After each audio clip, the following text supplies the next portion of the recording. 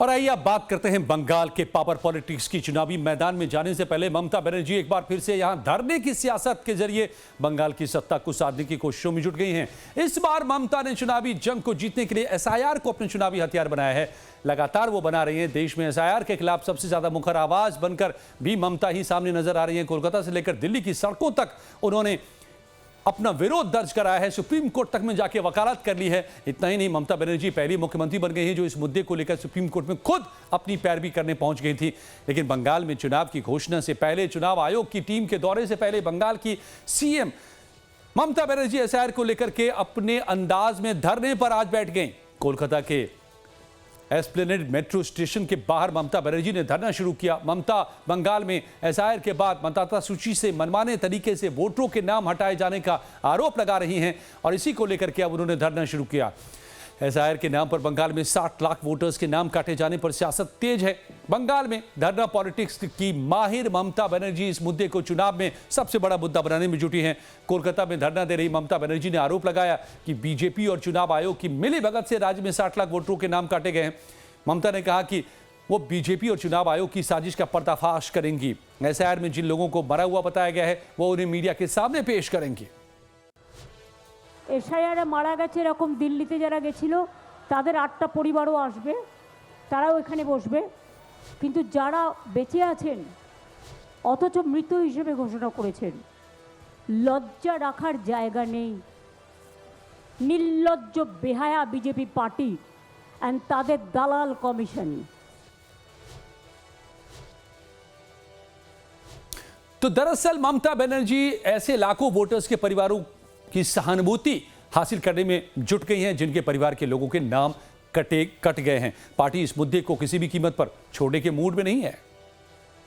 आज मुख्यमंत्री आज धरना में बैठे हैं। मुख्यमंत्री जी धरना में इसी कारण बैठे हुए हैं, ये जो जबरदस्ती सब कुछ किया जा रहा है एसआईआर के नाम पर, जेन्युइन वोटर्स लोगों को जो यहाँ से निकाल दिया जा रहा है, किसी को बख्शा नहीं। चाहे वो नोबेल लॉरेट हो, चाहे आम आदमी हो, चाहे एक युवा हो, चाहे एक महिला हो, कोई भी हो, जो मजदूर है, जो किसान है, किसी को भी इन्होंने बख्शा नहीं। तो एक साथ इन्होंने सबके खिलाफ जंग ऐलान किया और इस जंग को हम दम से, हमारा अपना दम से हम मुकाबला करेंगे। इसी आवाज देने के लिए हमारे नेत्री आज धरने पे बैठी। तो ममता की धरना पर सियासी वार पलटवार भी शुरू हो गए हैं। केंद्रीय मंत्री गिरिराज सिंह ममता की इस रणनीति को घुसपैठिया बचाओ रणनीति बता रहे हैं। वहीं बंगाल बीजेपी के पूर्व अध्यक्ष दिलीप घोष इसे ममता का ड्रामा करार दे रहे हैं। ममता पर तंज कसते हुए बीजेपी कह रही है कि ममता को इससे चुनाव में कोई फायदा नहीं होगा।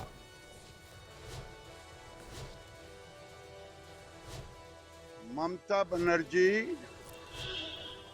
बंगाल को धोखा देने का काम कर रही हैं। ये बांग्लादेशी घुसपैठिए मुसलमान को भारत की नागरिकता दिलाना चाहती हैं।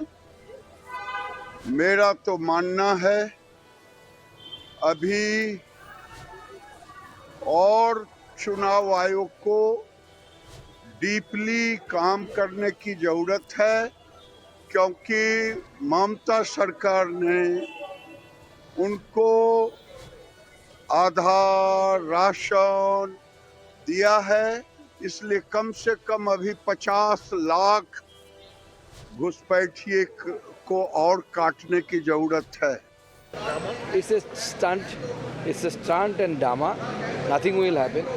The main thing is that everybody is wanting, the people of the West Bengal, they are wanting that the list should be devoid of any fault. So all the Indian citizens, their names should be included in the list, and the names of the non-citizen. That means those people are not the citizen of this country. Their names should be removed. और धरना ही आता है उनको। अब मई के बाद भी देखो वो धरना ही करेंगे विरोधी नेत्री के रूप में। और 15 साल लोगों ने उनको मौका दिया, कुछ नहीं किया, जो याद रखा जाए। 8 मार्च को राज्य में निर्वाचन कमीशन के पूर्ण बेंच आ रहे हैं, गणेश कुमार भी आएंगे। बिल्कुल एसआईआर को समय पर पूरा करना चाहिए। अभी भी लाखों लोग बाहर है, चिंतित है। जेन्युइन वोटर को और लिस्ट में लाना चाहिए। और जो फर्जी वोटर है अभी भी लगभग 50 लाख हैं, उनको एक भी नाम और वोटर लिस्ट में नहीं आना चाहिए। ममता बनर्जी जी को तो रिजाइन कर देना चाहिए। जिस हिसाब से कानून व्यवस्था नाम की कोई चीज पश्चिम बंगाल के अंदर नहीं है, गुंडा राज है, हत्या, बलात्कार, छिनौती, डकैती खुलेआम हो रहा है। टीएमसी के कार्यकर्ता सड़क पर गुंडागर्दी करने पर उतारू हैं। ममता बनर्जी को इस चीज का ममता दीदी को संज्ञान लेना चाहिए और SIR एक निर्वाचन आयोग द्वारा चलाई गई एक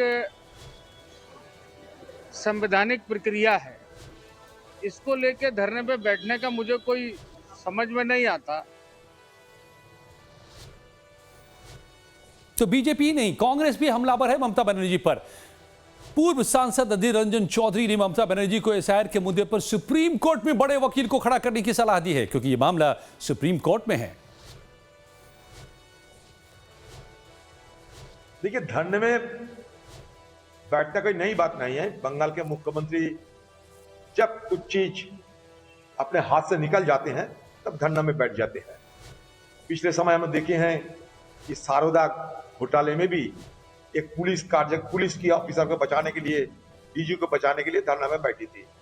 अभी धरना में बैठे हैं ममता बनर्जी SIR के मुद्दे पे। लेकिन मेरा मांग ये है, बंगाल के मुख्यमंत्री आप सुप्रीम कोर्ट गए थे,